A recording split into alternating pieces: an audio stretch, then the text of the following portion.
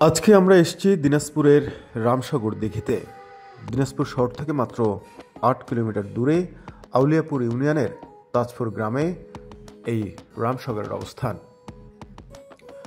জনপ্রতি 20 টাকা করে টিকিট কেটে আপনারা ঢুকতে পারবেন রামসাগর দিঘির ভিতরে, আর গাড়ি নিয়ে আসলে প্রতিটি গাড়ির জন্য গুনতে হবে 200 টাকা করে। এছাড়াও যারা অটোরিকশা কিংবা রিকশায় আসতে চান তারা আলাদা ভাড়া গুনে এই রামসাগরের ভিতরে প্রবেশ করতে পারবেন। চলুন দেখে নেব আজকে রামসাগরের ভেতরের যে সবুজ সুনিবিড় যে পরিবেশ, সেই পরিবেশের পাশাপাশি এটি পর্যটনে কেন গুরুত্বপূর্ণ হয়ে উঠল সেই বিষয়টিও আপনাদের জানাবো আজকে।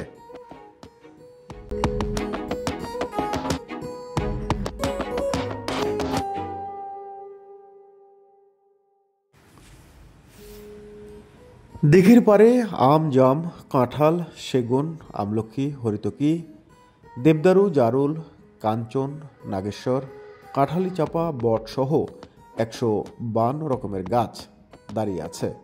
রয়েছে হরেক রকমের ফুল গাছ। 1960 সালে এই দিঘিকে বন বিভাগের তত্ত্বাবধানে আনা হয়। 1995 সালে রামসাগরকে আধুনিক পর্যটন কেন্দ্র এবং 2001 সালে রামসাগরকে ঘিরে গড়ে ওঠা বনকে জাতীয় উদ্যান হিসেবে ঘোষণা করা হয়।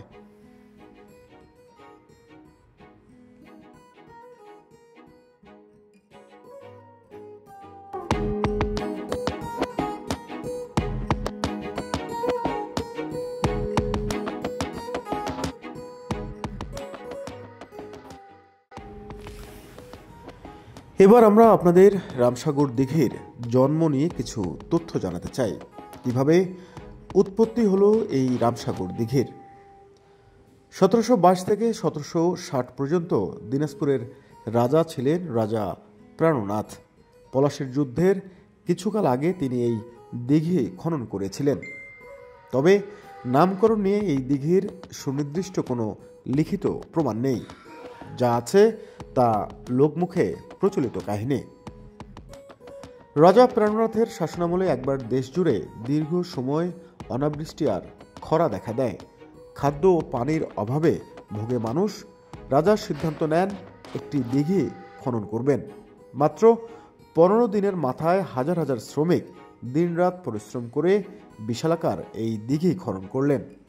কিন্তু দিঘিতে পানির দেখা পাওয়া গেল না।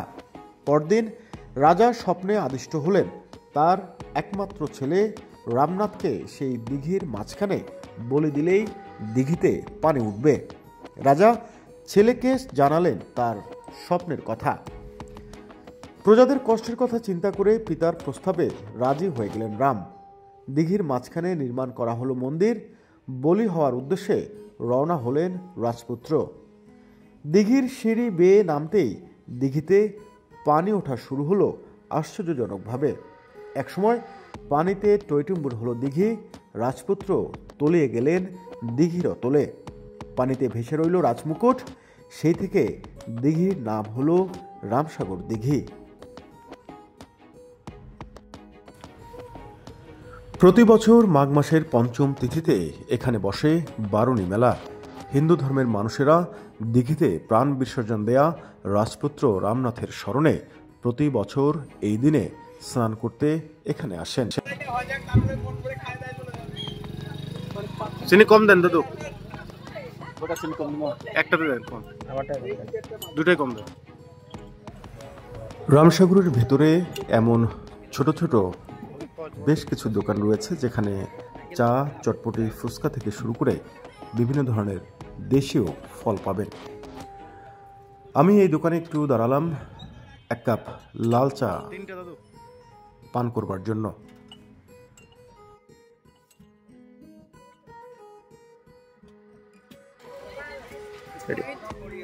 রামসাগর ঘুরতে আসবেন আর চা খাবেন না এটা হয় না। দাদুর বানানো আদা চা খেলাম, খুবই চমৎকার। এবং পুরো রামসাগর আজকে আমরা ঘুরে দেখাবো আপনাদেরকে, এখানে কি আছে এবং এখান থেকে প্রাকৃতিক সৌন্দর্য আসলে অনেক চমৎকার।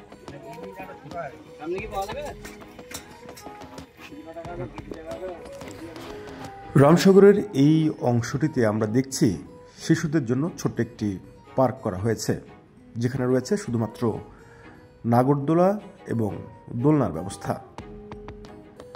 যদিও এই জায়গাটিকে যথাযথ পৃষ্ঠপোষকতার আওতায় আনা যেত, এটি পর্যটকদের জন্য একটি অন্যতম এবং বৃহৎ স্থান হিসেবে গড়ে তোলা সম্ভব ছিল।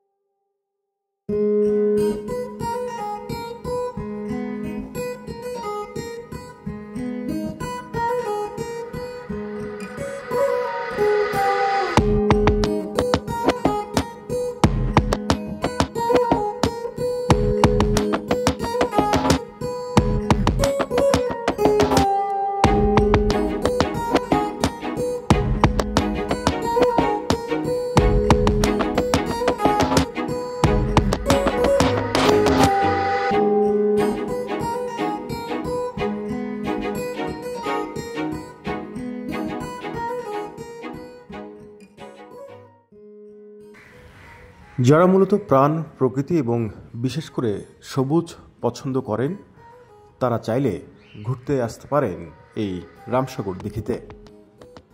এখানকার ছায়া সুনিবিড় পরিবেশ অবশ্যই আপনাকে আকৃষ্ট করবে।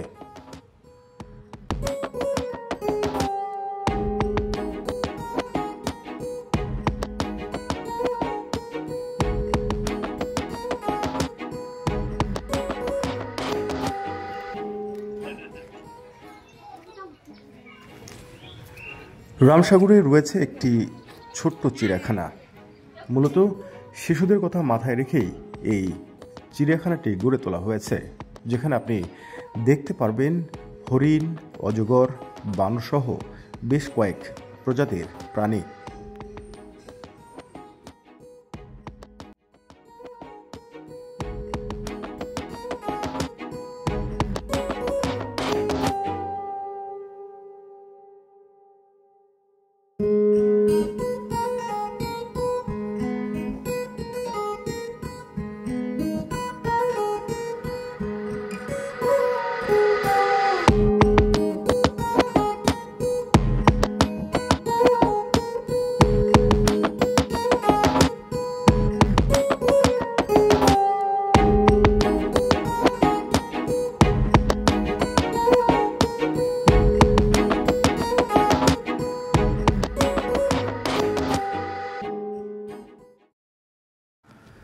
রামসাগরে রয়েছে একটি দ্বিতল ডাকবাংলো। মূলত শীতকালেই এই রামসাগরে পর্যটকদের চাপ বাড়ে। যারা বেড়াতে আসেন তারা চাইলে এই ডাকবাংলো ব্যবহার করতে পারবেন।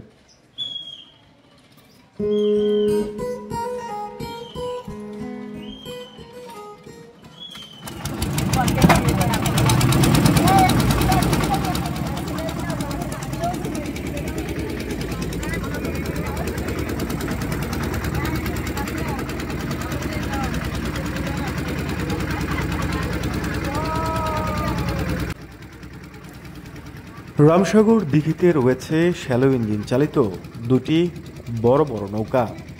আপনারা চাইলে একা কিংবা সাথে যদি পরিবার থাকে, পুরো পরিবার নিয়েও নৌকায় করে পুরো রামসাগর দিঘি ঘুরে দেখতে পারেন। প্রতিজনের জন্য ভাড়া গুনতে হবে 50 টাকা করে।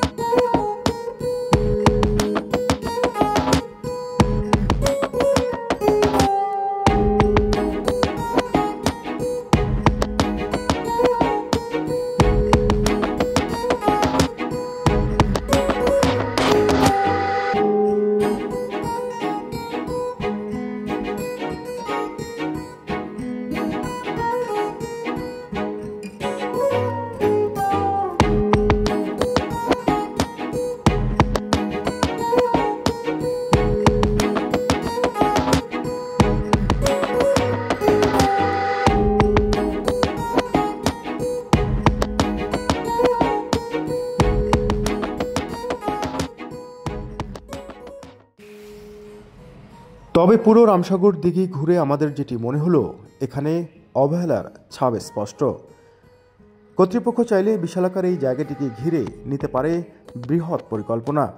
শুধু উত্তরাঞ্চলের পর্যটকদের জন্যই নয়, সারা বাংলাদেশের পর্যটকদের জন্য এটি হতে পারে একটি উৎকৃষ্ট স্থান, যেখানে রয়েছে নানা প্রজাতির গাছ, বিশালাকার দিঘি এবং ছায়া সুনিবিড় পরিবেশ।